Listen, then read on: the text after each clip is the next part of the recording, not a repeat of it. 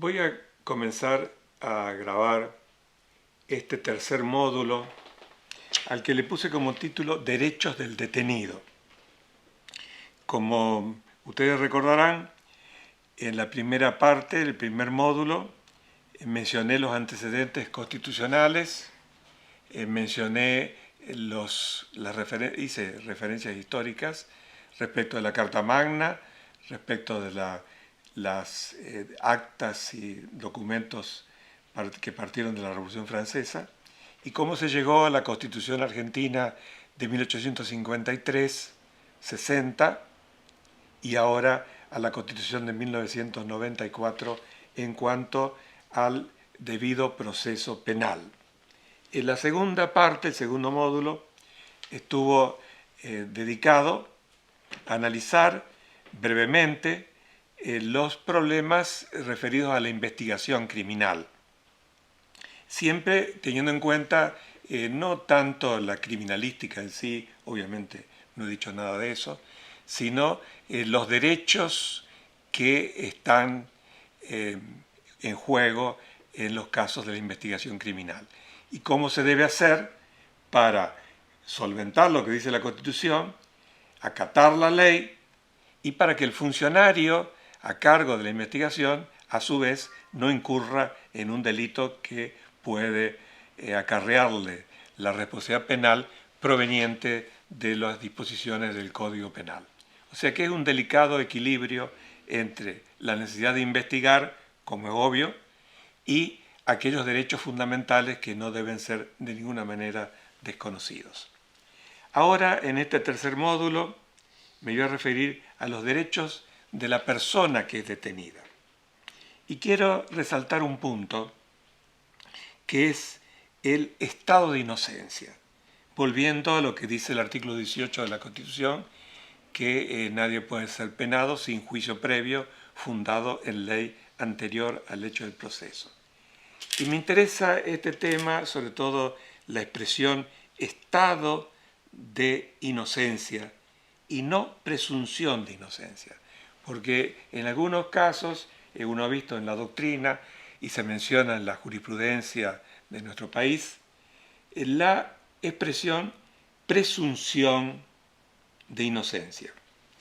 Y anoté en el texto que ustedes van a tener a la vista que presumir es suponer o considerar algo por los indicios o señales que se tienen. Quiere decir que para nosotros no es presunción de inocencia, o sea que haya indicios de que la persona es inocente, sino que es un estado de inocencia. Todos los habitantes del país y todas las personas que están bajo el amparo de la Constitución argentina se encuentran en estado de inocencia. O sea, la Constitución parte de la seguridad que todos son inocentes hasta que se lleve a cabo un juicio en legal forma, tal cual lo indica el artículo 18 de la Constitución Nacional. Me voy a detener ahora un instante para analizar un texto que he tomado de una obra de Bacigalupo. Bacigalupo dice en este texto: si la ley, sea en forma implícita o explícita, requiere un determinado elemento subjetivo, su presunción vulneraría tanto como la presunción de cualquier otro elemento del tipo el derecho fundamental a la presunción de inocencia, en la medida en la que otorgaría a la acusación una ventaja respecto de la prueba que afectaría también a la igualdad de las partes en el proceso. Me interesa detenerme en este tema por lo siguiente. Bacigalupo se refiere en esto implícitamente a la presunción de dolo. Y dice el texto que he leído recién que no se puede presumir tampoco el dolo. Y hace mención implícita a los elementos del tipo penal. De cualquier tipo penal de que se trate, hay elementos objetivos, que es lo que analizan el hecho en sí y sus componentes, y elementos subjetivos, que son fundamentalmente el dolo y la culpa. No se debe, no se puede, la Constitución lo prohíbe, presumir la culpabilidad y concretamente, en lo que estoy hablando ahora, presumir el dolo. Y esto trae a la memoria que en el Código Penal argentino, el primer Código Penal argentino que rigió para todo el país, sancionado en 1886, aparecía un precepto que daba por presumido el dolo. Y bueno, este texto fue sujeto obviamente a muchas críticas porque no se debe presumir el dolo, como tampoco se debe presumir la culpa. Pero ocurre lo siguiente. La idea es que conforme al Código Penal argentino vigente, sancionado en 1921 y con tantas reformas, pero vigente al fin, hay un artículo, el artículo 34, que bajo el título de inimputabilidad dice en qué casos un sujeto no es punible. Entonces, la metodología del código es que todas las personas a las cuales se nombra, fundamentalmente y casi siempre por el quién, el qué, etcétera, hizo tal cosa, será castigado con tal pena y eventualmente esa pena no se aplicará si aparecen las circunstancias eximentes del artículo 34 del Código Penal. Quiere decir que en el juego de acusación y defensa le corresponde al fiscal probar tanto los elementos objetivos como los elementos subjetivos. Y a la defensa le corresponde y le conviene, obviamente, probar a su vez los temas que hacen el descargo de la acusación. Quiere decir que la defensa tendrá que preocuparse de probar que existen circunstancias, en su caso eximentes o en su caso aminorantes de la responsabilidad penal. Así se plantea el juego entre acusación y defensa, tema que me va a ocupar en otro de los módulos que van ustedes, los cursantes, a tener disponible. Quiero también hacer una mención al arresto. Ya en la explicación del módulo anterior algo dije, pero quiero confirmarlo. El arresto, el simple arresto, es una medida limitada necesariamente a la necesidad de poner al sujeto a disposición del juez. Y para que esta medida sea tomada correctamente, y además para que no sea ilegal y no sea inconstitucional, tiene que disponerla la autoridad competente. Y la autoridad competente tiene que hacerlo de manera fundada. En la República, cualquier acto de un funcionario republicano requiere fundamentación. O sea, ¿por qué se está ordenando el arresto de una persona?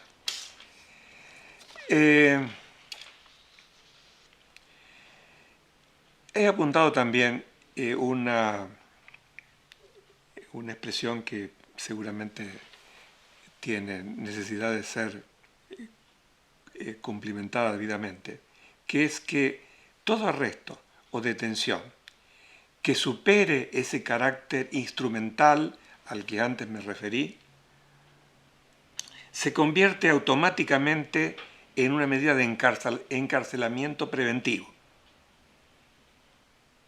O sea, pasa de ser un simple arresto a ser un encarcelamiento preventivo.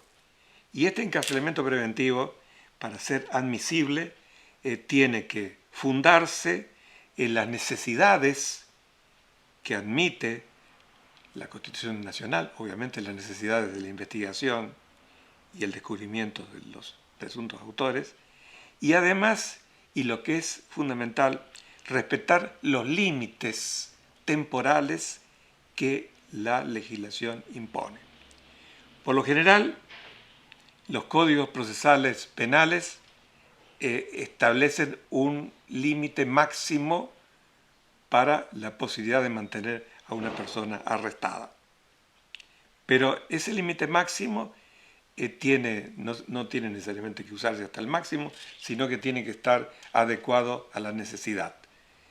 Si es posible superar el estado de necesidad antes de que se cumpla el límite máximo, obviamente la autoridad no tiene la prerrogativa de mantener a una persona arrestada. Quiero también hacer mención a otra posibilidad de arresto que aparece en las disposiciones procesales penales, porque en algunos casos se autoriza a la autoridad instructoria, fundamentalmente la policía, bajo el criterio del fiscal, a mantener a los presentes en el lugar del hecho, posibles autores y posibles testigos, en una situación de apartamiento para que no se comuniquen entre sí. Y es posible que también se disponga en este caso un arresto que no puede durar más de 24 horas. Pero nuevamente, insisto, el límite está tratado por la necesidad, no por la posibilidad máxima que la ley indica. Quiero referirme ahora también brevemente al habeas corpus. Habeas corpus es una expresión latina que se refiere que tenemos, habemus, el cuerpo, y tiene como antecedente romano un interdicto que se llamaba homine exhibiendo.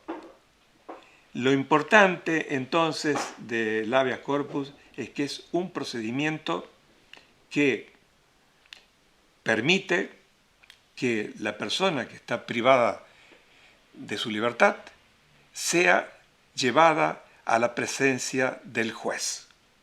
Este es la idea de tengamos el cuerpo. O sea, tengamos el cuerpo, en este caso, en presencia del juez.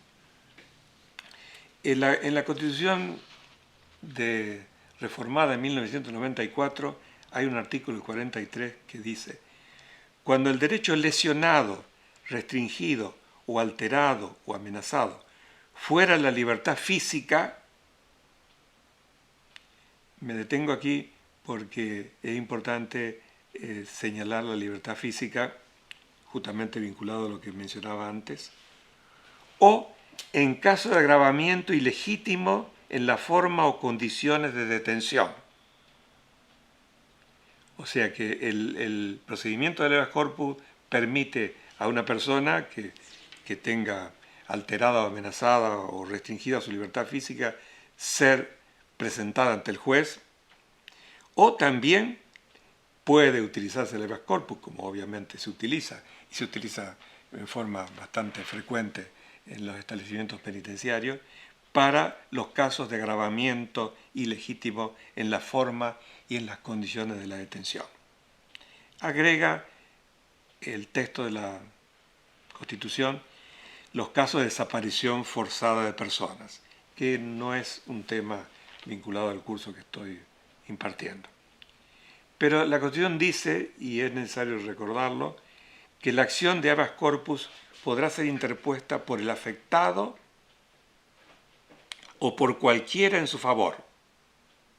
Quiere decir que si el afectado está privado de libertad y no puede, obviamente, plantear un habeas corpus, lo hará la persona que responda en su favor o que haga este acto en favor de la persona que está privada de su libertad. Dice, y el juez resolverá de inmediato. O sea, esta es la idea. El juez que interviene en el habeas corpus debe resolver de inmediato. Es una garantía, obviamente, que tiene una importancia enorme para la libertad individual, y la Constitución ha agregado, para que no queden dudas y para que no se repitan circunstancias lamentables que se han producido en el siglo pasado en la Argentina, que el habeas corpus funcionará también durante la vigencia del estado de sitio. En las filminas que acompañan esta disertación o que los cursantes tendrán la posibilidad de ver, he hecho algunos apuntes sobre el procedimiento para la detención y las garantías referidas a la libertad individual. No voy a leerlas porque no sería necesario teniendo el texto presente, pero lo que sí quiero señalar y que no figura expresamente es que es necesario considerar en las situaciones de la vida real la situación de vulnerabilidad en que se encuentra la persona privada de libertad o cuyas condiciones de detención son abusivas o ilegales. Entonces, el juez tiene que conceder la garantía para que toda interferencia en la libertad y en los límites que el Estado de Derecho necesita para llevar adelante estas acciones penales sean efectivamente respetadas. Puse en las filminas excurso sobre el derecho penal del enemigo. Y ya dije algo en el último video que he filmado. Pero insisto en este tema del derecho penal del enemigo, porque estamos viviendo momentos en la humanidad en general, momentos difíciles en que las circunstancias que se están presentando, fundamentalmente debido al terrorismo, debido a las migraciones que se producen como consecuencia de las guerras, están llevando a ciertos estados a insistir en formas de prevenir entre comillas, que son atentatorias de la libertad individual y atentatorias de las garantías constitucionales. Ante este balance que hay que hacer entre la prevención y las garantías constitucionales, obviamente la segunda es la que debe prevalecer. Con esto entonces doy por terminado este módulo tercero.